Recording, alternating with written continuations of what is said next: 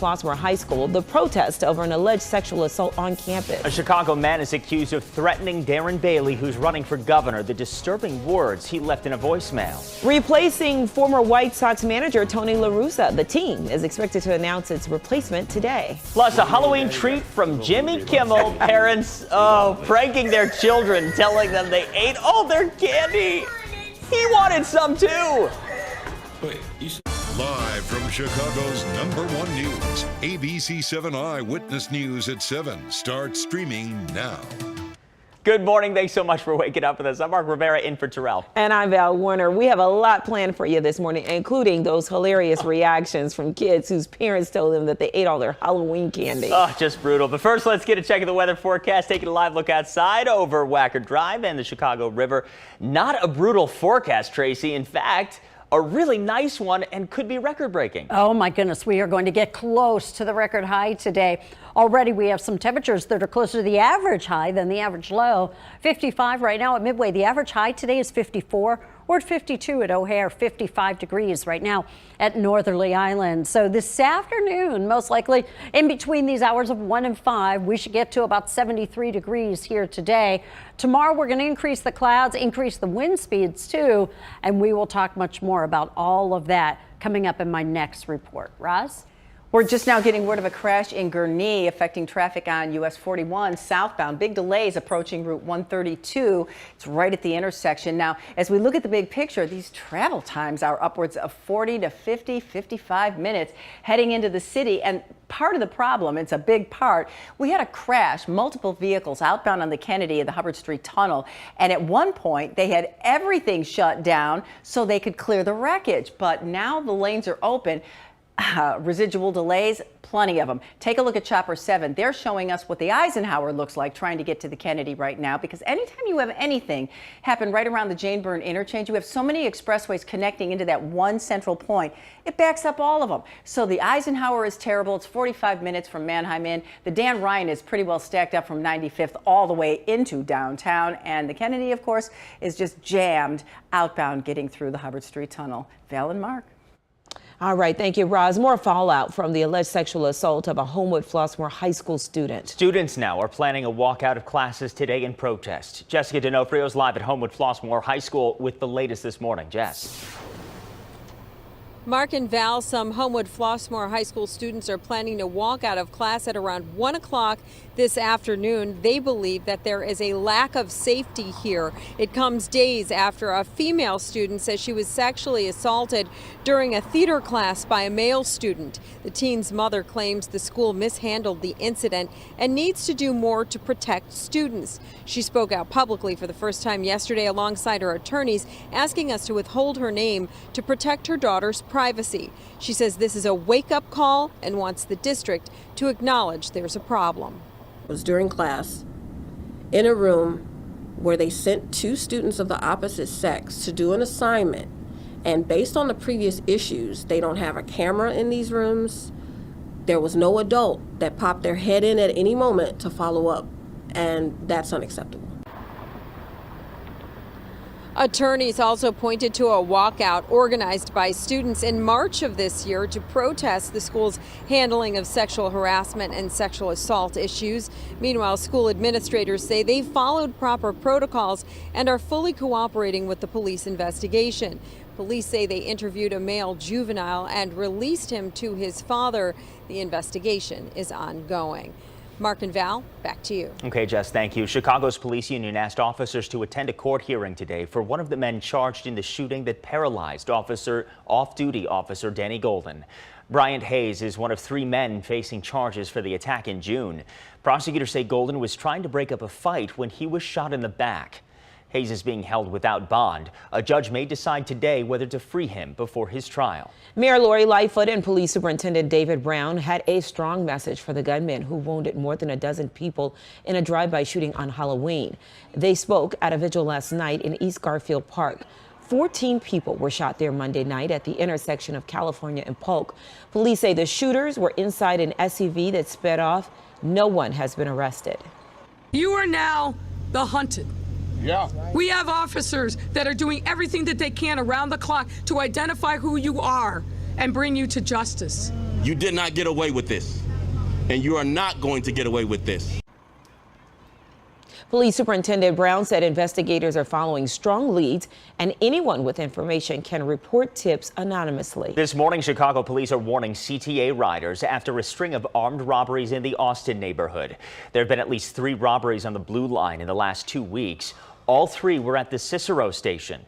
Police say in one incident, the suspect used force to take a victim's cell phone.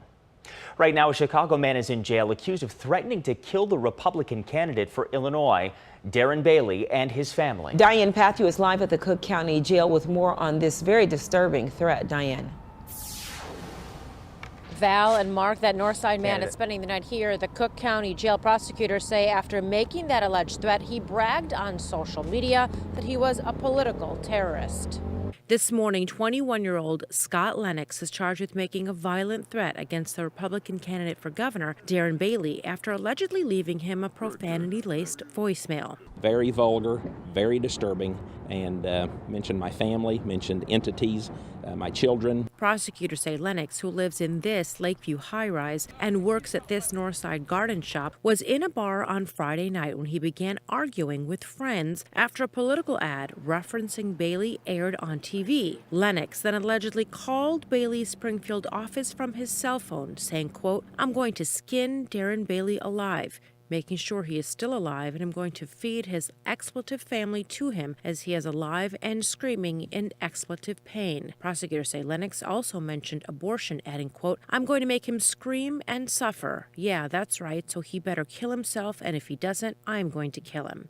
Law enforcement told us we needed to take it serious. Bailey says the voicemail prompted him to cancel some public appearances and led the private school associated with him to go on soft lockdown. This is exactly the product of J.B. Pritzker's, his divisiveness and his rhetoric. On Twitter, Governor Pritzker said the violent rhetoric and division we're seeing across our country is unacceptable. Hatred in any form has no home in Illinois. It's not clear when Lennox will be released from jail. Darren Bailey is expected to make his first public appearance after this incident. He'll be voting downstate in Clay County today. Val and Mark, back to you. All right, Diane, thank you. Now, with just a few more days of campaigning left, President Biden is denouncing hateful rhetoric that he says has led to a surge in political violence. ABC's Em Nguyen joins us live from Washington, D.C. with more this morning. Em.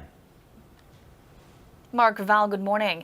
Yeah, President Biden is urging voters to use their ballot to preserve democracy, especially after the recent attack on House Speaker Nancy Pelosi's husband.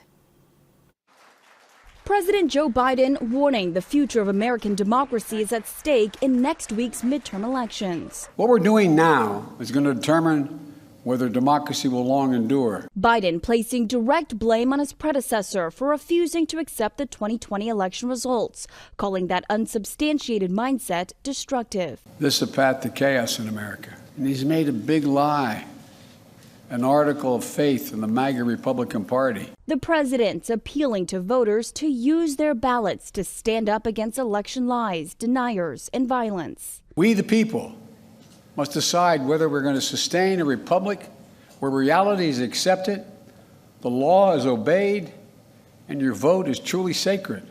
But top House Republican Kevin McCarthy on Fox News accusing Biden of dividing the nation instead of uniting it. They just want to distract from the disasters they created. As threats against elected officials surge, President Biden linked the January 6 Capitol violence to the attack on House Speaker Nancy Pelosi's husband, Paul, at their San Francisco home. The assailant ended up using a hammer to smash Paul's skull. U.S. Capitol Police revealing they have cameras surveying the residence, but that they were not being actively monitored because the speaker wasn't there. Last week, the Department of Homeland Security warned in a bulletin obtained by ABC News that violent extremists could pose a heightened threat to the midterm elections. It should be another wake-up call with respect to the moment that we're in.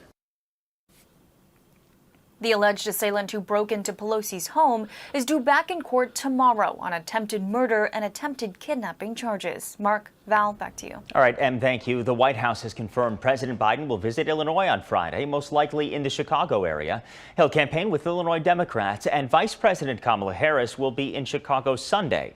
Exact details for her visit have not been released. Republican leadership is also visiting the Chicago area. House Minority Leader Kevin McCarthy will campaign for Keith Pecaw at a fundraiser in Oak Brook tomorrow. Pecaw is running for Congress in the 6th Congressional District. Democratic Representative Sean Casten currently holds that seat. He's running for re-election. And join us Tuesday for complete election coverage. That all starts at 7 on our website and connected TV apps. We'll also have updates on the air through the evening and complete coverage on Eyewitness News at 10 o'clock. Your live and local news is just getting started as we stream out loud this morning. Coming up, empty candy buckets and sad faces can only mean one thing. Parents once again pulled off Jimmy Kimmel's Halloween candy prank on their children. We're going to have some of their reactions a little bit later. But first, Tracy has your AccuWeather forecast. Spoiler alert, it's going to be another gorgeous day, but that may soon be changing. Riders illegally zipping down city sidewalks. I think it's dangerous. ABC 7's Jason Knowles and the I-Team uncover what's being done to keep scooters off the sidewalks. Coming up next.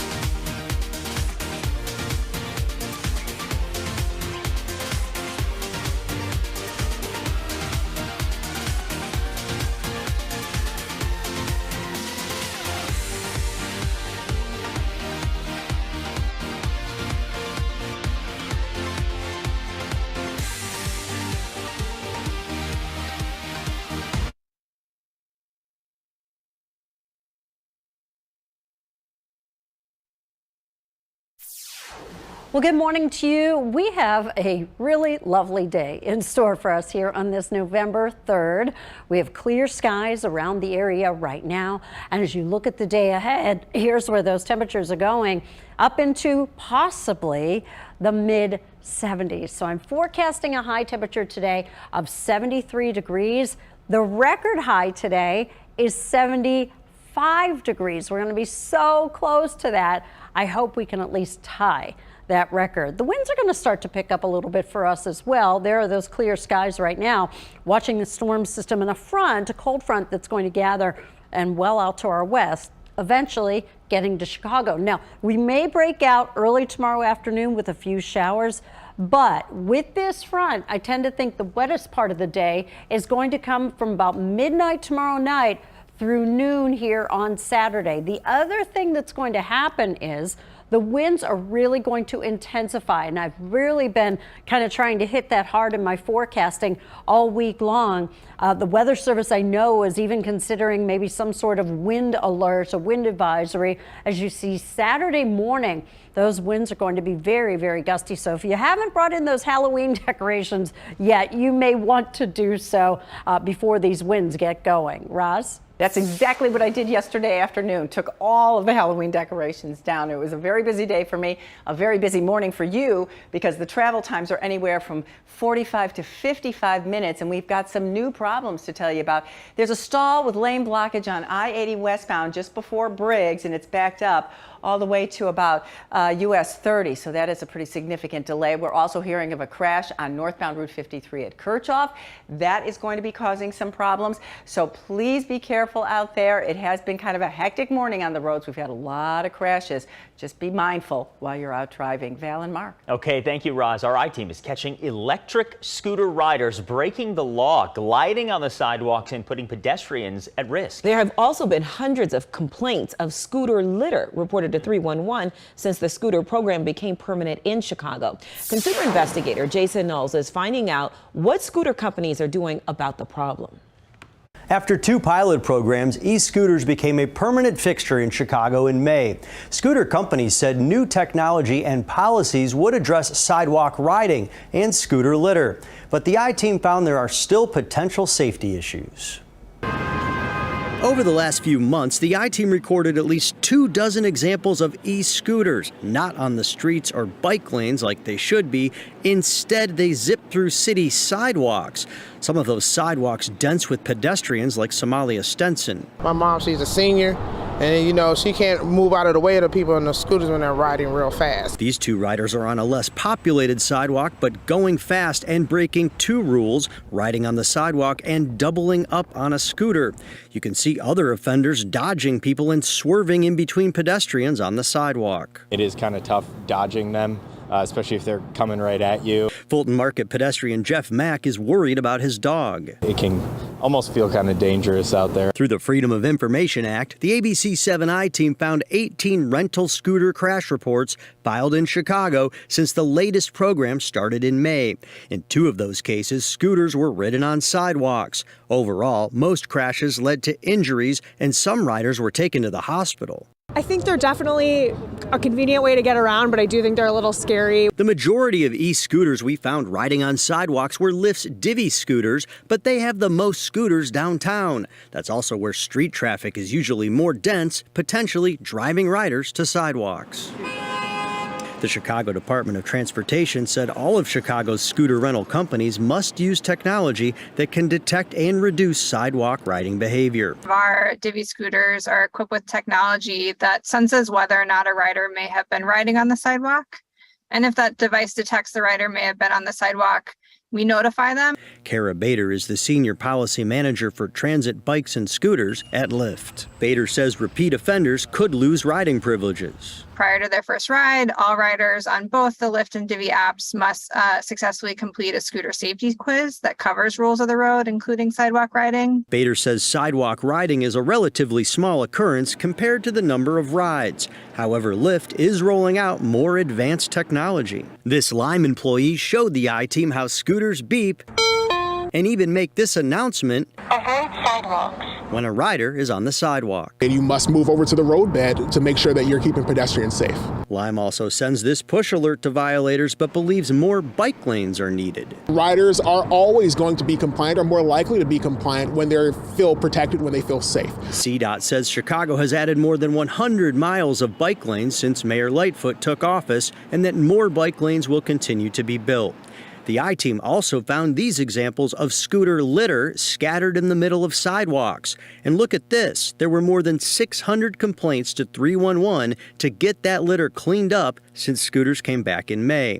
Lyft says its Divvy docking system for scooters and bikes, along with enforcement, reduces incidents. They are given a warning first, but then they can incur fines based on repeat instances of improper parking. Companies also pick up scooters left behind. Lime says its app shows riders where to park, and they have Bluetooth technology locks and newly developed kickstands to encourage proper parking. Scooter companies say complaints are lower than they were during the city's first 2 pilot programs. CDOT says the city is working closely with operators as they improve technologies to keep scooters off sidewalks. But the city adding that some of the sidewalk riders are people with their own scooters without that tech. Jason Knowles, ABC7 Eyewitness News. Okay, Jason, thank you. Still to come after the break, no chicken dinner because there was no winner. Find out how much the Powerball jackpot has grown to. It is a doozy.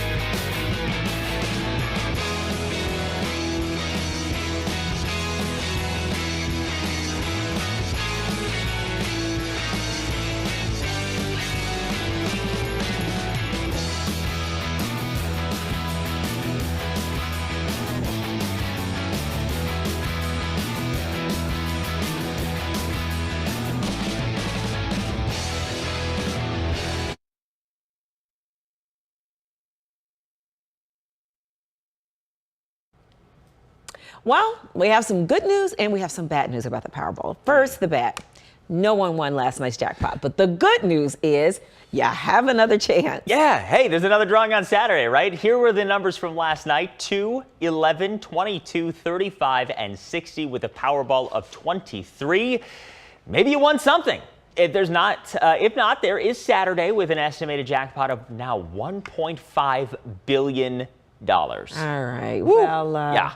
You'll have plenty of money to buy a lot of food. And speaking of food, Okay. today's National Sandwich Day. It is the birthday of the 4th Earl of Sandwich, who was born November 3rd, 1718. The quick meal favorite is believed to be his namesake. So the Earl was reportedly looking for a meal to eat with his hands, and the sandwich was born. So my question is, what constitutes a sandwich? Some people say like a hot dog. Nope.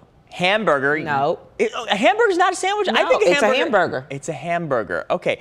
But to me, I'm thinking, look, okay. Oh, wow. That looks good. That does look good. Can we just like stop this story and just look at all this food video? Because I'm hungry. Yeah, this is brutal for us right now. Okay, what about a wrap? Wrap? No. Wrap's not a sandwich. It's a wrap. But a hot dog's a hot dog, but a hamburger I feel like is a sandwich because It's a 2 pieces of sandwich bread is and a 2 piece of pieces meat. of bread and meat in between. You know what I mean? I feel like a hamburger is a You could sell me on that. Yeah, but the other stuff, no, they're just their own thing. What about cheese and veggies between 2 slices of bread? Yeah, veggie sandwich. Yeah, veggie and cheese, a cheese sandwich. Cheese Right. sandwich. You get cheese A sandwich all grilled the time. cheese. Grilled cheese. That's Grilled a sandwich. cheese is a sandwich. So basically, we're saying anything between 2 pieces of bread. But then, okay, but is a hot dog bun, that's the question. But that's not. That's meat in a bun. No. Hot dog bun is not 2 pieces of bread. It is one piece of bread. Slice in the middle. Okay, there you go, Val. All right. There you go. I-team, I'm coming your way. I'm going to join. I'm going to have news updates on TV for a GMA cut-in. Come on.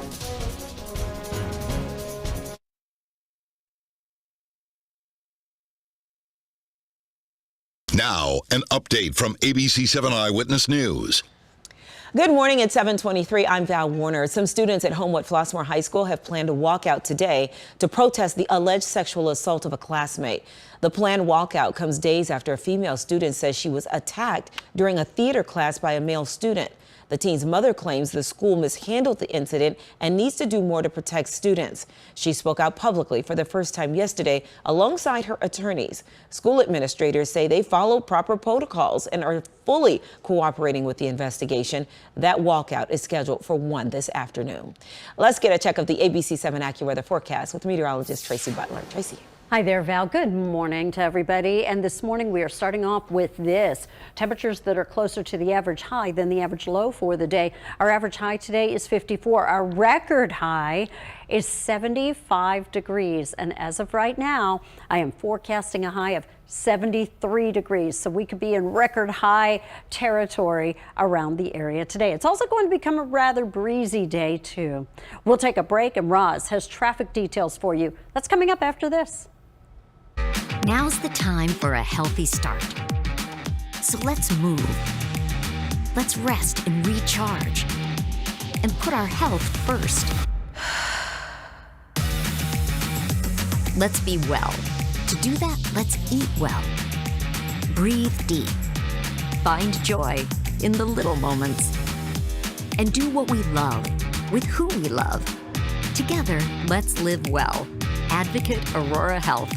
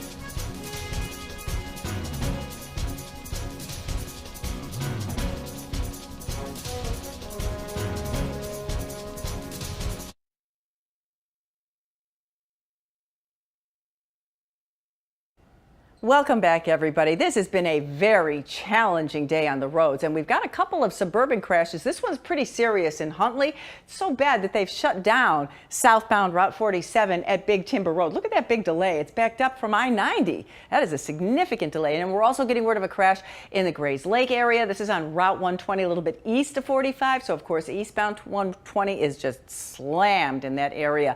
On the expressways, we've got some high travel times, anywhere from 45 minutes to an hour now. That inbound Kennedy is a solid hour.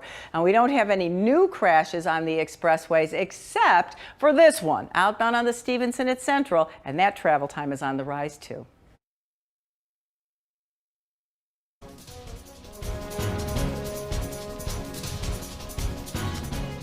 All right, taking a live look over the Chicago River to get you started this morning. 53 degrees out there. Could be in for some record-breaking temperatures. We'll check in with Tracy in just a minute. Today, the White Sox will announce their new manager at Guaranteed Rate Field. Pedro Griffel is expected to get that job. Yeah, he's been with the Kansas City Royals since 2013, most recently as the bench coach. Griffel would replace Hall of Famer Tony La Russa. He's not coming back because of some health issues. The White Sox will meet with the media at 11 this morning to make the big announcement. It's gotta be. All right, can't wait to, absolutely. Yeah. I can't wait to see how everything turns out, and of course thinking about Tony La Russa as well. Because didn't we have high hopes for the White Sox this year? We did, but they kind of, yeah, that didn't. Fizzle fast? Yeah, that fizzled. Last year they did pretty well. Right. But yeah, not this year. We need something. All right, well, baseball history last night in Game 4 of the World Series. After getting blown out in Game 3, the Houston Astros came back for a combined no-hitter against the Philadelphia Phillies. Starting pitcher Christian Javier and 3 relievers shut out the Phillies 5-0 to even the series at 2 games apiece. It's the first World Series no-hitter since the Yankees' Don Larson pitched a perfect game in 1956. The World Series then. Unbelievable. That's so cool. No, it's 1956. That's half a century. Exactly. Absolutely. it's half a century. America's pastime, and only 2 no-hitters in a World Series. That's awesome. That's awesome. Well, coming up next on Eyewitness News at 7, 2 years after taking a break, it's been 2 years, Jimmy Kimmel's Halloween prank returns. We're going to show you some of the tears and the mean remarks from kids. And then coming up a little bit later, the spectacular light show for the new Avatar movie. We'll be right back, everybody.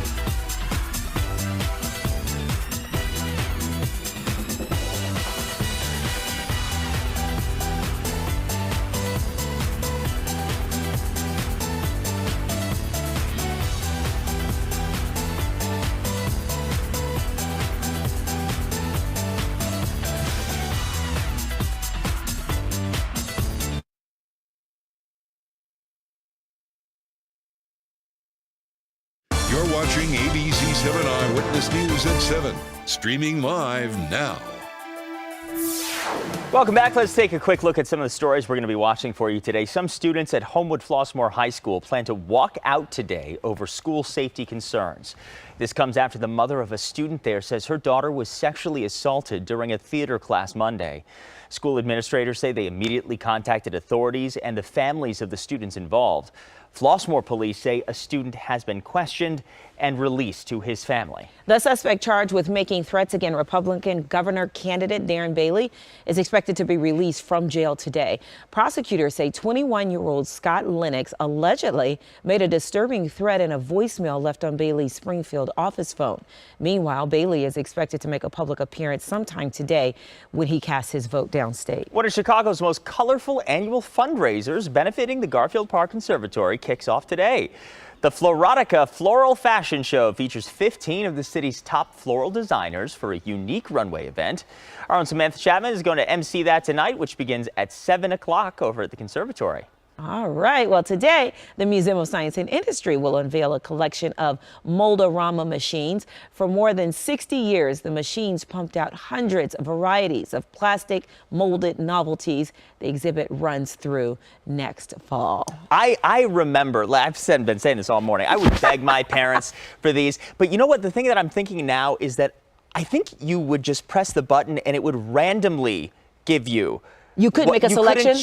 I don't think you could pick what mold you got. So I ended up getting a couple of like the same dinosaur. Because you kept trying and you're like trying for a different one. I want another one. So, oh, those are, I actually do remember those. I feel like it's been 100 years ago, but yeah, it's been a while, but they're the best. I love You're going to have to take your son. I am, absolutely. All right. Well, welcome back, everybody. On the couch here, 7:32 this morning, 53 degrees outside. Tracy, how high can we go?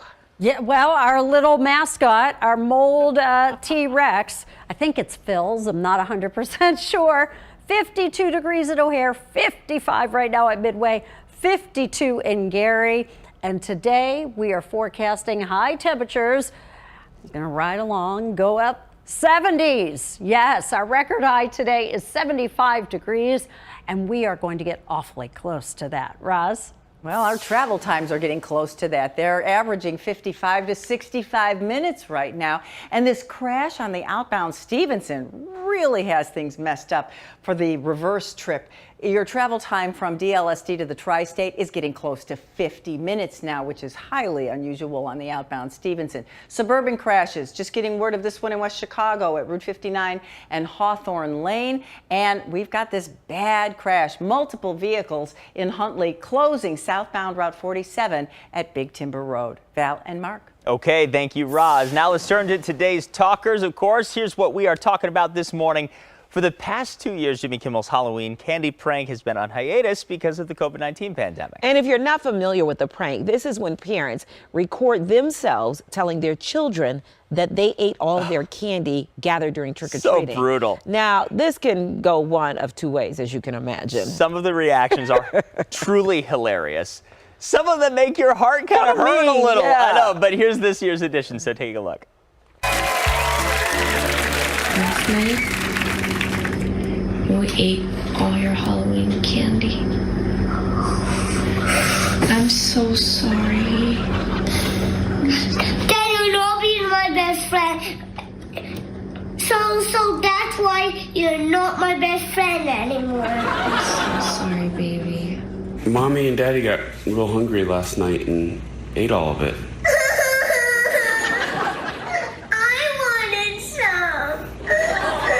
But you said we could share. Yeah, but I want all the pieces that didn't have nuts. Well, we got hungry last night, and we ate all your candy. Let me see. Oh, damn it. I ate all of your Halloween candy last night.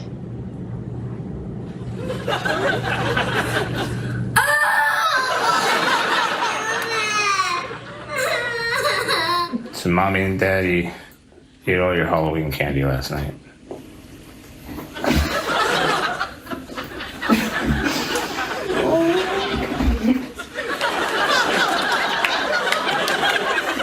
Are you mad? Well, we were really hungry. You're making me super angry. I got really hungry and I ate it all. pranking you. And ate all of your Halloween candy. I'm sorry. It's okay, Mommy. Are you mad at me? Just add. I'm just teasing.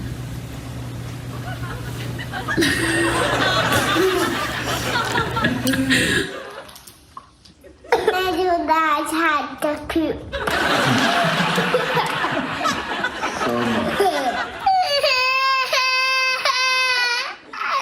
Your teeth will get a cavity. My teeth are you mad at me?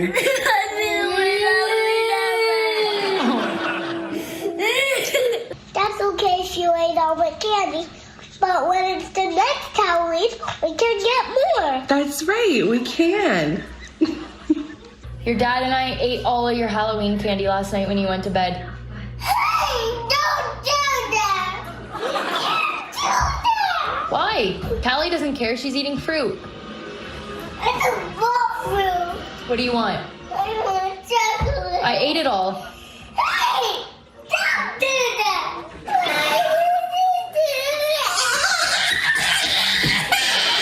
My daddy says this every single year. I know the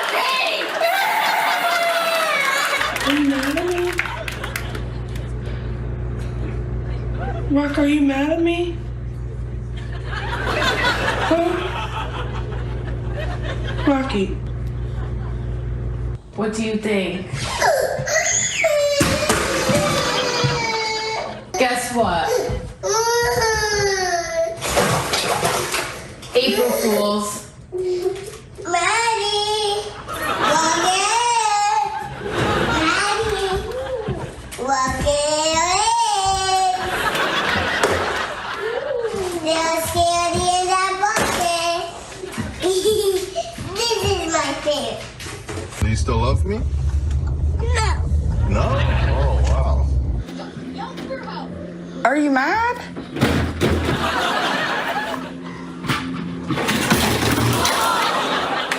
I didn't really eat your candy. It's downstairs. This was a prank. Didn't really go that well, honestly. We thought you guys would get a little more upset, honestly. Guys, do you know who made me do this? What? Jimmy Kimmel. Who's Jimmy Kimmel?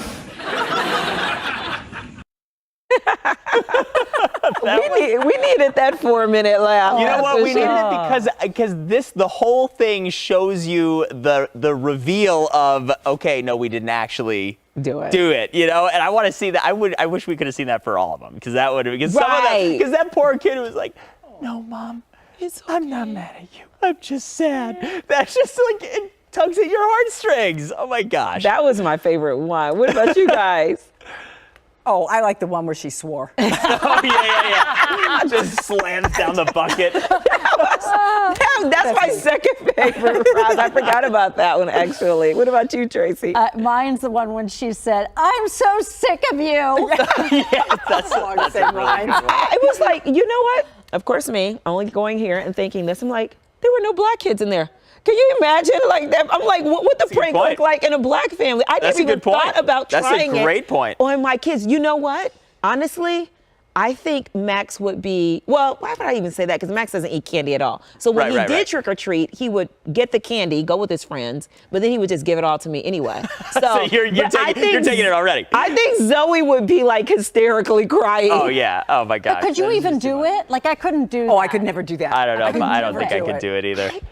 I think I don't know if I could or not. I couldn't let it go far. I might, maybe if I tried it and I saw that they were really breaking down, I'd be like, no, I'm just kidding. Mommy's just playing. I agree. Like, this is the thing. Like, when I'm a new dad, so like when I see my son crying, like, oh, yeah, it breaks your my heart. immediate thing is like, oh no, I want to give comfort and I want to make you feel better. So it's like if I did that and then, oh man, I guess you have to started know your kids' crying. personalities too, Yeah. and know like how they're going. I bet you all these parents who sent it in kind of had an idea of how dramatic or not dramatic their kids would be. Yeah. I don't know, but Jimmy Kimmel, I didn't even realize he took 2 years off during the pandemic. And he's been doing it for 10 years. Yeah. 10 years. I mean, so I think the question was, is this like an okay prank to do, or is it cruel?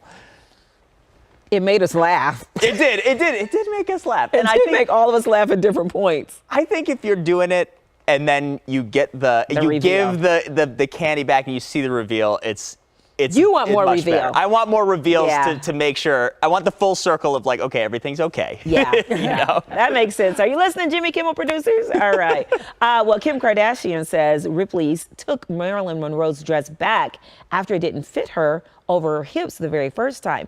Kim ended up losing, you guys remember this, she lost 16 pounds so she could fit into the dress for the Met Gala.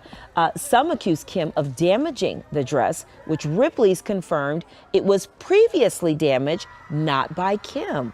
Ooh, so she was taking the fall for it. Kim says she changed into a replica after walking the red carpet. And of course, this raises questions about respect for the dead. Should items left behind be left alone, or is it free for the taking?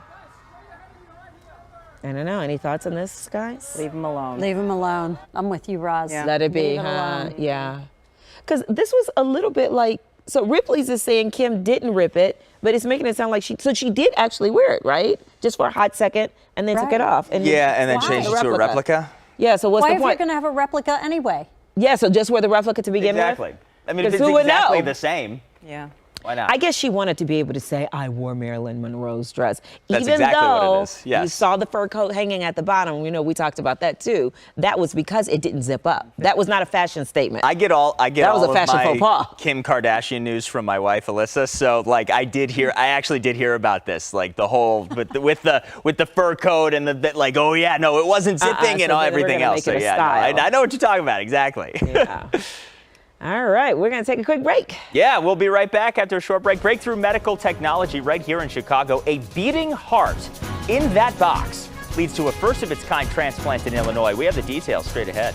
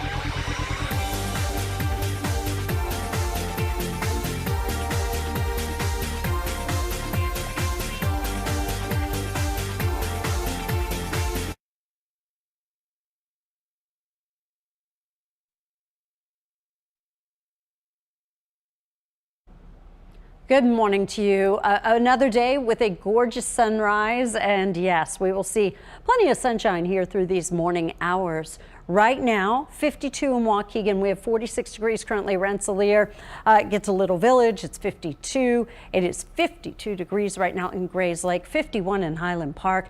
Glen Ellen 52, Westmont at 50, along with Burr Ridge. We have 50 right now in Frankfort and 51 degrees currently in Valparaiso. Roz? Travel times, 55 minutes to an hour 15. Crews are clearing the crash on the outbound Stevenson at Central, but the damage is done because it's backed up from DLSD all the way to Central, and about a 55 minute travel time there. Suburban crashes. This one is still causing problems in Huntley, southbound Route 47 at Big Timber, a multiple vehicle crash. And then in the Elburn area, we have a crash, a very serious injury crash, Route 47 near Maine, and there was a medevac helicopter. It just left the scene. So yes, traffic is still slow in the area. Val and Mark. All right, Ross, thanks. New groundbreaking medical technology is saving lives here in Chicago. Northwestern Medicine is using a box that resuscitates a stopped heart and keeps it beating until it can be transplanted. This is totally unbelievable. fascinating. I know, this is something out of like science fiction, but it's science fact, you know. As Karen Jordan reports, the so-called heart in a box just helps surgeons perform a first-of-its-kind transplant here in Illinois. And we do want to warn you, some of the video may be difficult to watch. It is a little graphic. A first-of-its-kind procedure in Illinois. These surgeons at Northwestern Medicine's Bloom Cardiovascular Institute are transplanting a heart after circulatory death. As soon as the heart stops beating, tissue damage starts to occur in the muscle of the heart. And with each subsequent minute, the heart becomes less and less viable for transplantation. Dr. Duck Tin Pham was part of a team of surgeons who performed the landmark procedure 2 weeks ago. The surgery, a success, with the patient seen here getting stronger every day.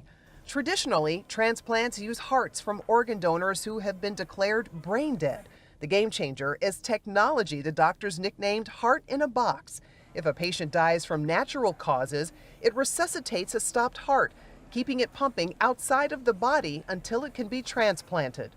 The alternative to this technology is the simple old-fashioned cooler, but placing a donor heart on ice only preserves the heart for a few hours, and that limits the radius where we can travel to recover a heart for transplant. Currently, the number of people waiting for transplants far outweighs the number of donor hearts available. In the last 50 years that we've been doing transplantation, we've just had a supply-demand mismatch. That's the greatest single challenge that we've had. In 2021, there were more than 7,000 patients on the heart transplant list in the United States. However, only 3,500 heart transplants were performed in the same period due to the scarcity of available donor hearts. This technology can potentially increase the number of transplants in the United States by 20 to 30%. While doctors here at Northwestern Medicine say heart donations after circulatory death could serve more patients, they say the need for more people to become organ donors keeps growing every day. Karen Jordan, ABC 7 Eyewitness News. Absolutely. That makes a difference. This is just a fascinating story and just like so sort of shocking. I mean, you saw the video there of the heart pumping outside of the body. I mean, it's just kind of unbelievable in some ways. It's fascinating beyond really measure. And it's going to make a big difference, too, in terms of getting folks transplants and creating longer lives. So technology. I know. Just imagine in 20 Extending years life. where we'll be, for sure. Definitely. All right, still to come this morning, take a look at this spectacular sky show at Niagara Falls. It is all a part of the preview for the new Avatar movie. We're going to have more on this when we return. Sports on ABC 7 brought to you by Dodge. Born Dodge.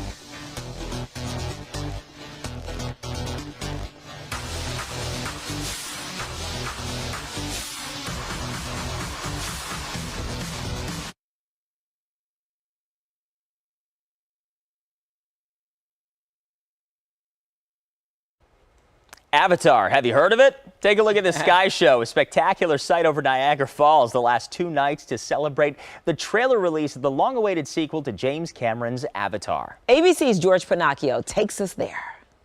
600 drones ascended over the falls to create a dazzling light show as never-before-seen scenes from the upcoming Avatar: The Way of Water were projected onto Niagara Falls.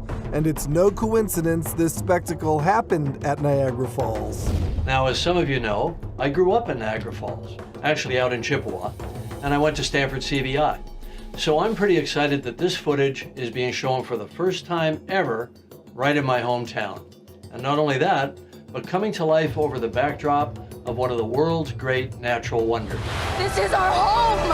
Avatar: The Way of Water takes fans back to Pandora 12 years after the first film. Sam Worthington and Zoe Saldana return as Jake Sully and Neytiri as they navigate a changing world and work to protect the Na'vi and their planet. We all know that Jim has an affinity with the ocean. It was in The Abyss, it was in Titanic, in all of his excursions, and he's finally able to put all of that into Avatar: The Way of Water, and I'm most excited to that. We took what the essence of the first one was, and then he just keeps building and building it. By the time we keep going, you're still going to see the whole universe. Avatar: The Way of Water premieres in theaters on December 16th. George Pinocchio for ABC News. While we call her just by one name, but it seems we've all been pronouncing Oh my goodness. Adele's name wrong. I couldn't believe this when I saw this headline. When most people say Adele, it seems she pronounces it Adele. Adele. Adele. Adele. Adele. Adele. This came up in a recent Q&A session where a fan nailed the correct pronunciation. So what do you do in that situation where everybody in the world says your name wrong? I mean, you're talking TV people, you're talking radio hosts introducing your music, Spotify folks, like everybody says it wrong. You don't ever correct anyone? That's I think she just went with it for all those years. Like, because I guess maybe she got tired of correcting them. Maybe. That's Initially probably she true. did, and then she just gave up and was like, you know what, I'm just going to go with it. But I don't know what made her now go, okay, I'm going to put it out there. And she got something to sell? She pushing something? Well, I don't know. That's a good question. I need to look at that. But the other thing is, too, could this be like an accent thing? You know, like based on where she grew up in England? You know what I mean? Where sort of it looks like that, or I don't know. Adele versus Adele. Adele. I'm going to call her Adele now. Adele. That's her name. It seems so Adele. weird, though. Now we've known her as Adele. It's Adele. It's Adele. Adele. Adele.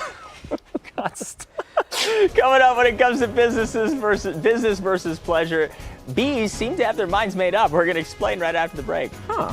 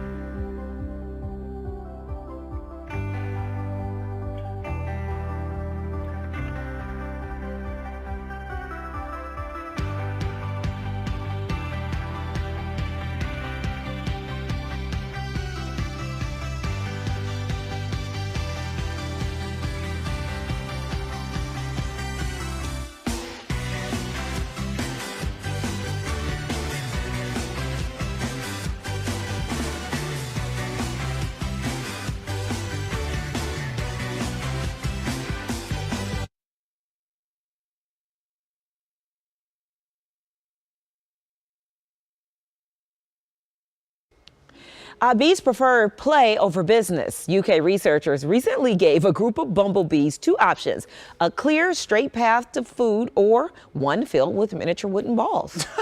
Turns out the bees not only preferred the pint-sized area with the playing, but stopped to play with most of the balls rolling around too. Who knew? Who knew? All right. Bees like to play with the balls. Thanks for watching Eyewitness News at 7 a.m. In just a moment, I'm going to have a news update, and Tracy and Roz are going to talk weather and traffic during GMA.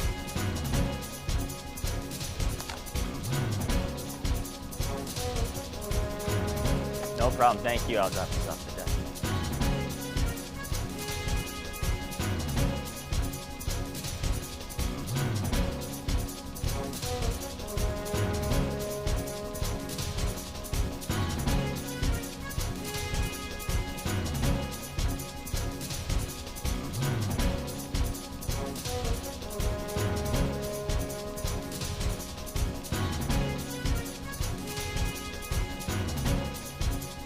This has been Eyewitness News, streaming at 7.